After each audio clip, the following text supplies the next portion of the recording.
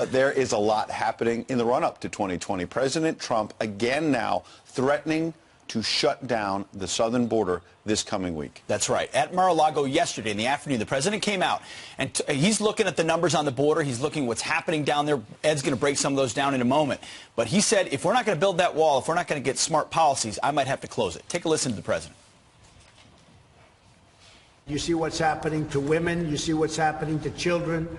It's a horrible situation, and Mexico could stop it right at their southern border. They have a southern border.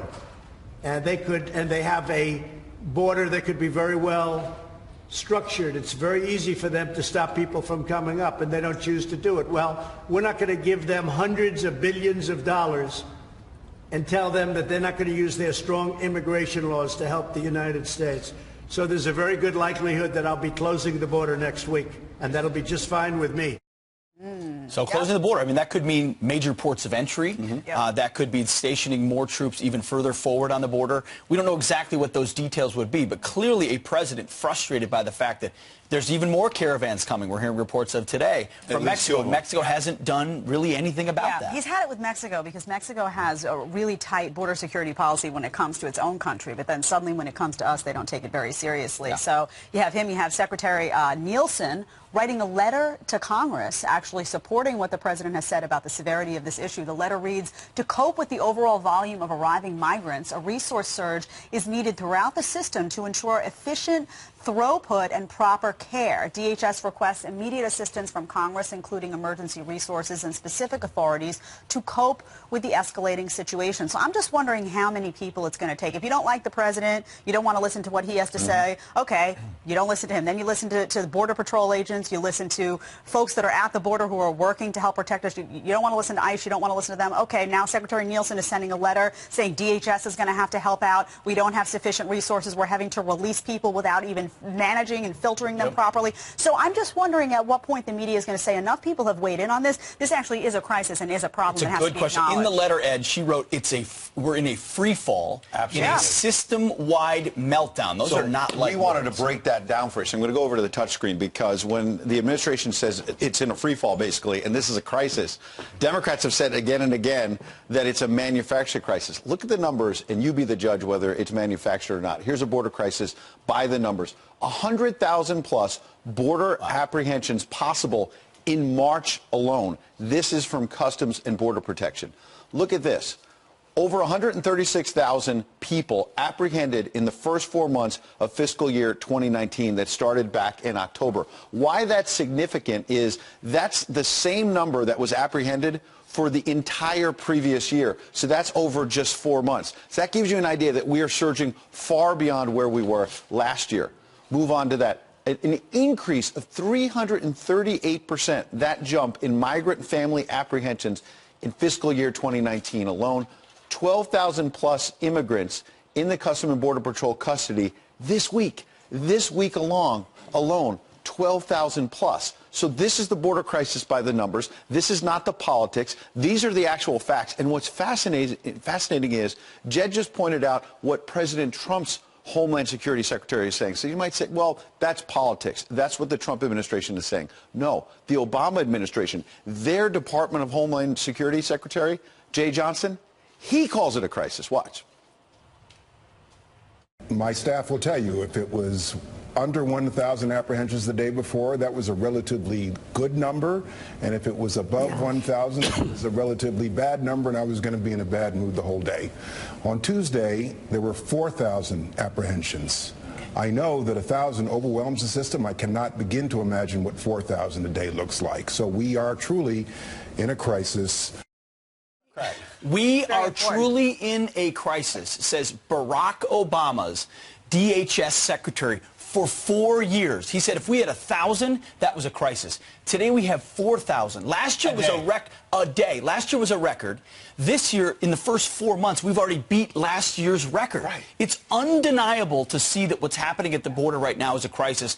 And will Democrats take to heart what Jay Johnson has to say? Is this a manufactured crisis or not? I think this is pivotal, actually, that he came out and said that, because we're in a place now where it's so polarized in this country that if someone on your team says something, you're inclined to believe them. Somebody on the other team says something, you're not. Well, guess what? This is someone that the mainstream media at large likely respects, likely trusts. He's coming from an administration that they take seriously, that they admire, that they respect. I have to think that him coming out and backing up the severity of what Kirstjen Nielsen is saying and what Donald Trump is saying and what Border Patrol agents are saying has to have weight with the media. You see all of these people. This is this week.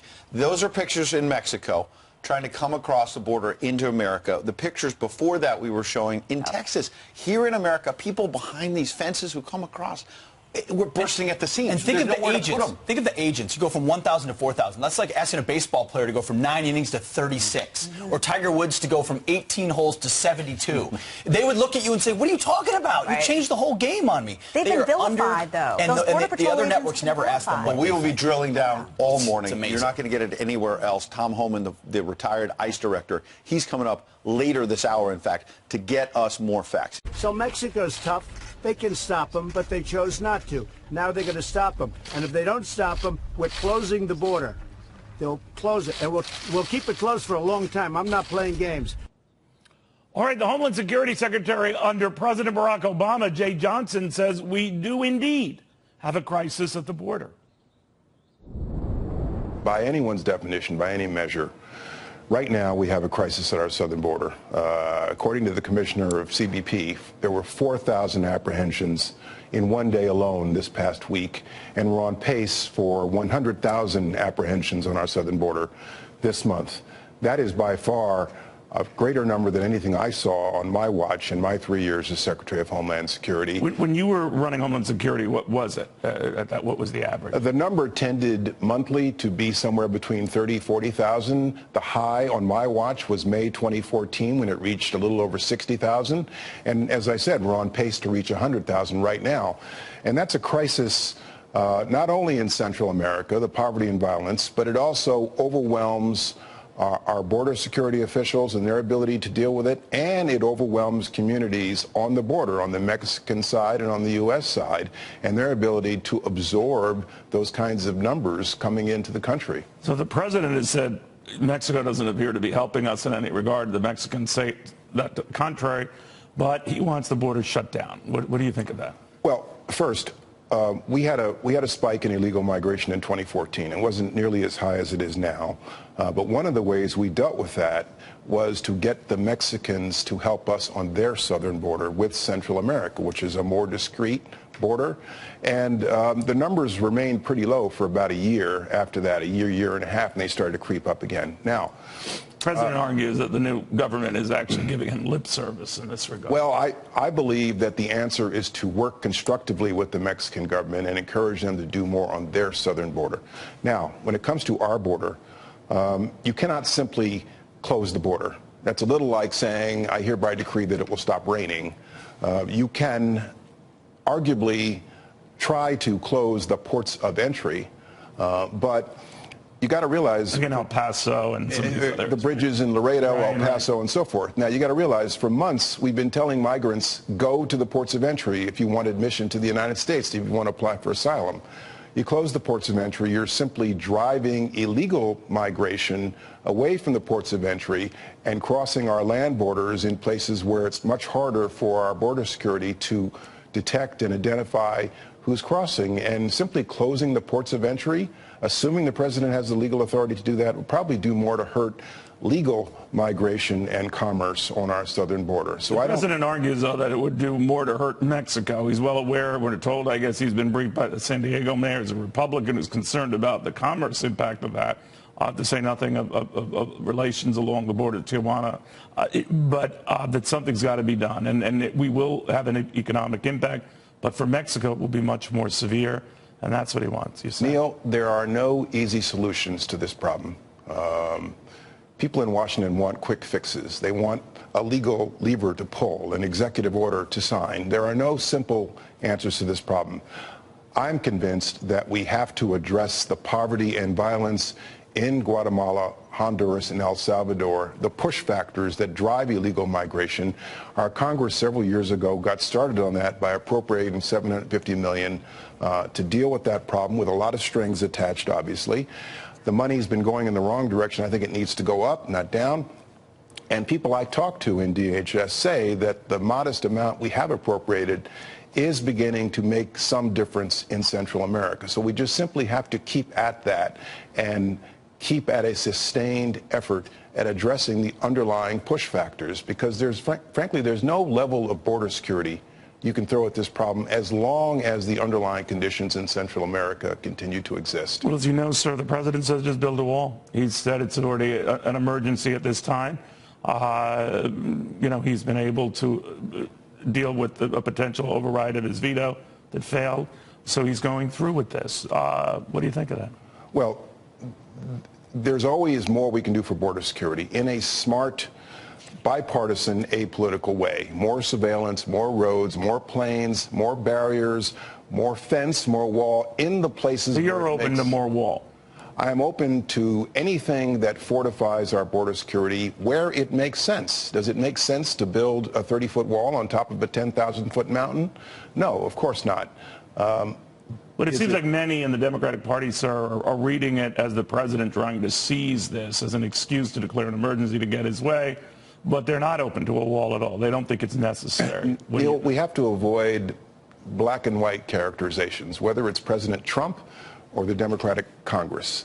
There are smart ways to do this. But there is an emergency at the border. You would say that. There's very definitely a crisis. Now, what we should not do in a situation like this is go around Congress. When we had a crisis in 2014, what we do is you send honest brokers like Kevin McAleenan, the current commissioner of CBP, up to the Hill to say, I need a reprogramming of money that has already been appropriated. So I need to take money from account A to put it into account B.